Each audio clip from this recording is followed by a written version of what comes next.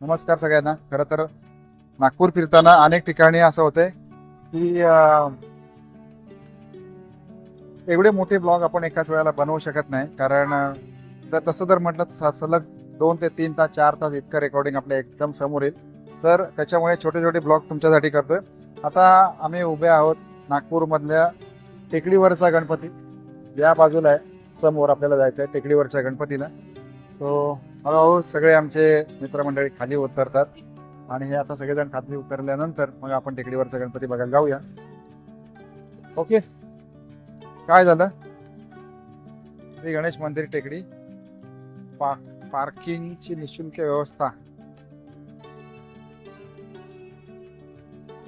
समोर बघू शकतोय आपण.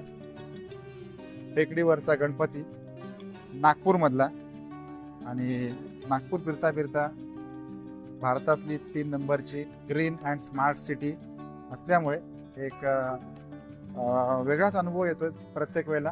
आणि समोर बघू शकता निशुल्क चप्पल जोडे आणि स्टँड. चप्पल काढूया आपण. त्या बाजूला आपण चप्पल काढलेत आणि चप्पल निशुल्क सेवा असणे सुद्धा फार महत्त्वाचं आहे प्रत्येक ठिकाणी, आहे की नाही?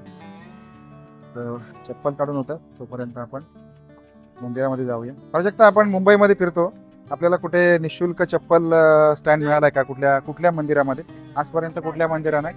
आपण मगाशी ज्या देवीला गेलो, कोराडी देवी, तिथे पण निशुल्क होतं आणि या ठिकाणी पण निशुल्क आहे. ही एक गोष्ट आपल्याला प्रकर्षाने जाणवली आणि भावली, आहे की नाही? प्रत्येक ठिकाणी आहे. समोर आता मंदिराला जाऊया आपण. त्या बाजूला हे बघा, कचरा कोंडीची पण व्यवस्थित सुरक्षा आहे. हो, कचरा कोंडी पण बघितलंच का? तिथे व्यवस्थित तिथे कचरा टाकण्यासाठी आहे. त्याच्यामुळे तुम्हाला इतरत्र कुठे या मंदिरामध्ये आल्यानंतर घाण दिसणार नाही.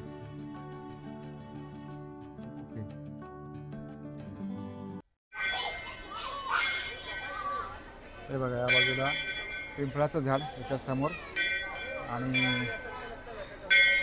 समोर आता घंटानाद होतोय.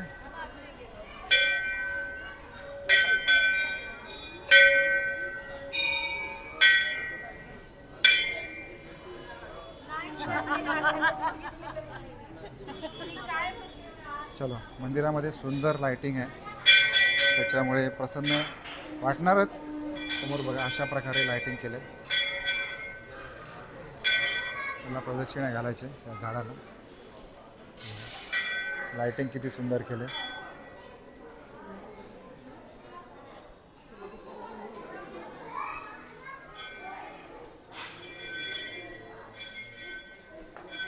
श्री राधा माधव.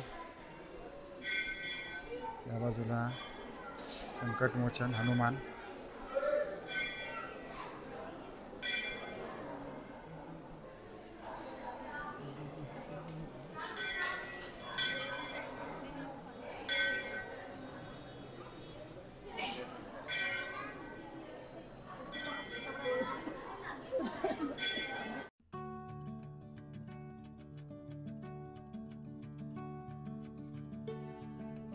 आहे गणपती. हा एका झाडाला त्याची पाठ लागलेली आहे आणि त्या झाडाला लाइटिंग केलेलं आहे. ते झाड अशा प्रकारे मग मंदिरातून वरती येतं आणि त्या मंदिराची आपण प्रदक्षिणा करणार आहोत.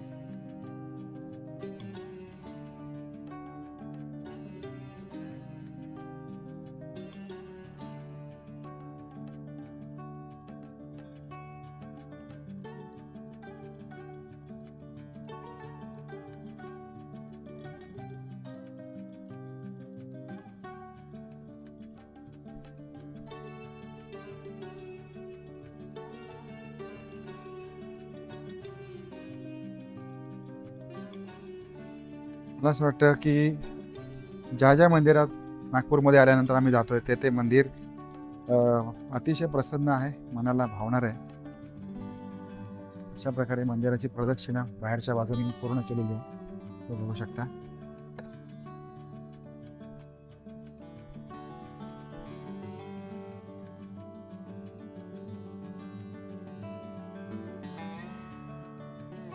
तुमचं सगळ्यांचं मंदिराचं दर्शन झालेलं आहे आणि दर्शन झाल्यानंतर या बाजूला दिवे लावलेले आहेत. दुबत्त्या आणि दिवे या ठिकाणी आपण लावू शकता. आणि समोर दिसणारं सुंदर असं टेकडीवरच्या गणपतीचं मंदिर. अनेक लोक इथे येऊन फोटो काढत असतात, सेल्फी घेत असतात आणि देवाचा एक आशीर्वाद घेऊन या ठिकाणावरून परत जात असतात.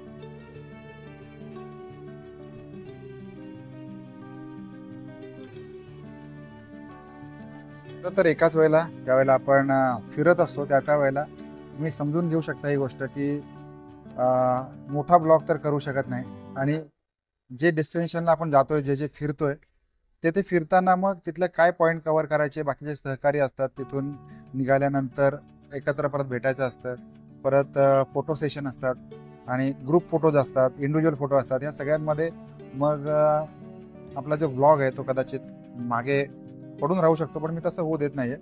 मला हे सगळं एक्सप्लोअर करायचं आहे, त्याचबरोबर ते तुमच्यासोबत शेअर करायचं आहे आणि 2 क्षण निवांत मला इथे मिळाले म्हणून म्हटलं तुमच्यासोबत बोलूया.